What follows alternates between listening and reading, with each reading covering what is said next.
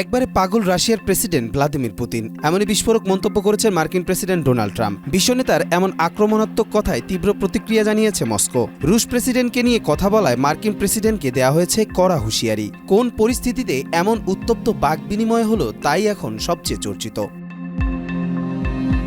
রাশিয়ার সাম্প্রতিক ড্রোন হামলা নিয়ে তীব্র প্রতিক্রিয়া জানিয়েছে যুক্তরাষ্ট্রের প্রেসিডেন্ট ডোনাল্ড ট্রাম্প। তিনি রুশ প্রেসিডেন্ট ভ্লাদিমির পুতিনকে একবারে পাগল বলে আখ্যা দেন। তবে এই মন্তব্যকে গুরুত্ব না দিয়ে বরং ট্রাম্পের বক্তব্যকে অতিরিক্ত আবেগপ্রবণ বলে মন্তব্য করেছেন ক্রেমলিন। 26 মে বার্তা সংস্থা রয়টার্স জানায়, রুশ প্রেসিডেন্টের সরকারি বাসভবনে ক্রেমলিন এক বিবৃতিতে ট্রাম্পের বক্তব্যকে আবেগগত চাপের ফল বলেও আখ্যা করেছে। ক্রেমলিনের মুখপাত্র দিমিত্রি পেসকভ বলেন, এই ধরনের মন্তব্য ট্রাম্পের আবেগের প্রতিফলন। তবে আমরা তাকে ইউক্রেনের শান্তি আলোচনার সূচনা করার চেষ্টার জন্য ধন্যবাদ জানাই।